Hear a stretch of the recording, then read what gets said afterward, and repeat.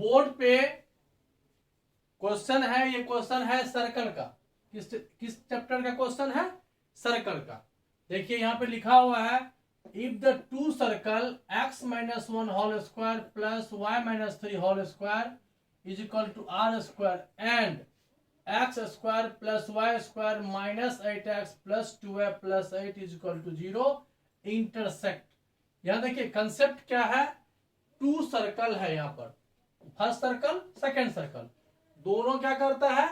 Intersect करता है to different point पे। देखिए टच करता है तो वन पॉइंट होता है टच में, और इंटरसेक्ट में टू डिफरेंट पॉइंट होता है।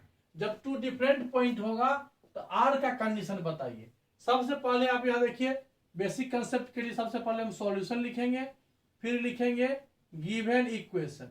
क्या है इक्वेशन? फर्स्ट है x माइनस 1 का whole square plus y minus 3 का whole square is equal to r square. यहां पर ये जो सर्कल बना आपका, इसका सेंटर अगर आप इससे देखा जाए, इसका सेंटर हो गया आपका 1 3 और इसका रेडियस हो गया r। ये इक्वेशन ऑफ सर्कल है और इसका सेंटर है 1 3 और रेडियस हो गया r। सेकेंड इक्वेशन आपका है x square plus y square minus 8x plus 2y plus 8 is equal to 0। इसको यदि हम कंपेयर करें इससे,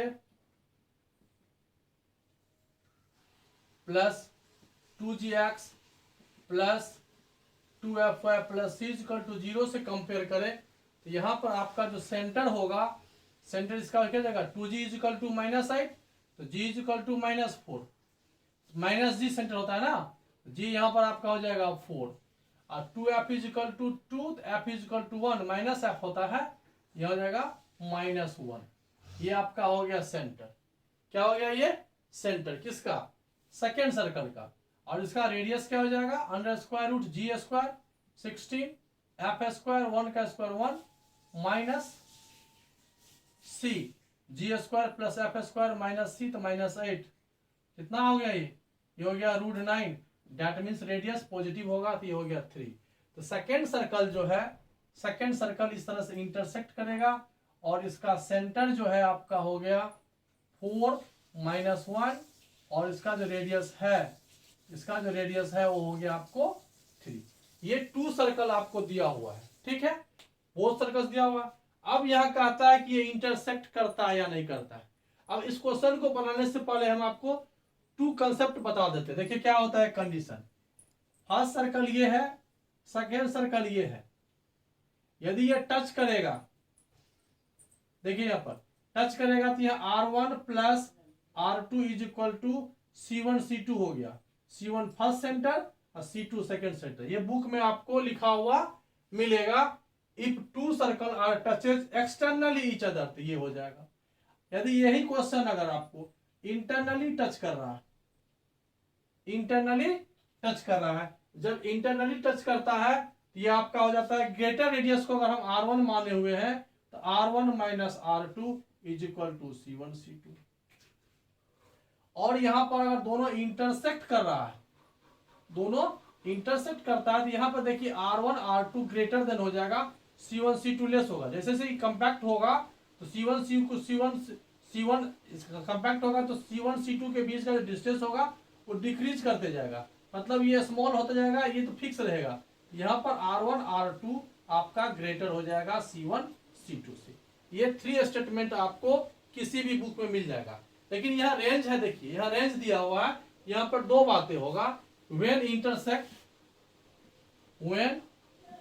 इंटरसेक्ट यहाँ पर दो बातें होगा, एक R1 minus R2 greater than होना चाहिए C1 C2, और ये R1 R2 से इस तरह से।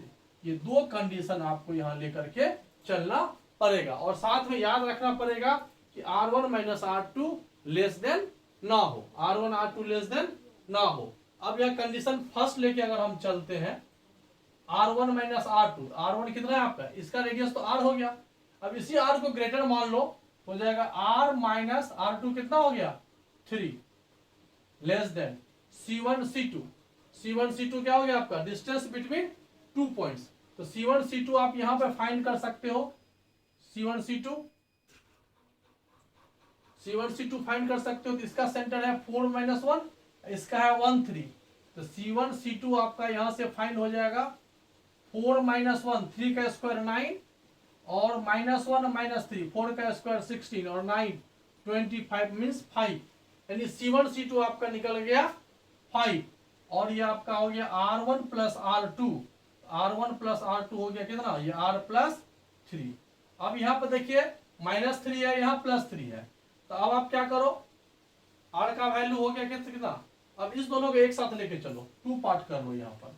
तो R - 3 लेस देन 5, तो R हो जाएगा लेस देन 8।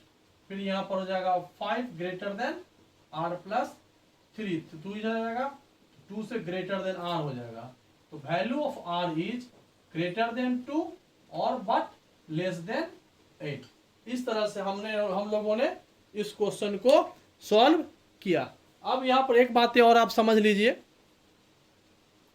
यहाँ पर ये शायद आपको नहीं दिख रहा है, यहाँ पर क्या हो जाएगा, वैल्यू ऑफ R जो होगा,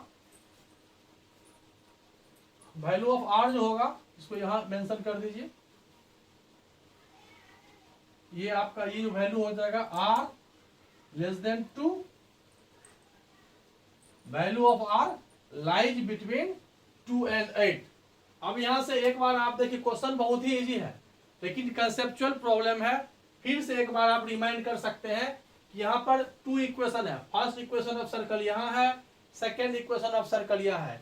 जब भी आपको सर्कल का इक्वेशन दिया हुआ हो तो फटाफट जितनी स्पीड से होगा आप क्या करो, उसका सेंटर और रेडियस फाइंड कर लो, फर्स्ट का भी और सेकेंड का भी, ठीक है।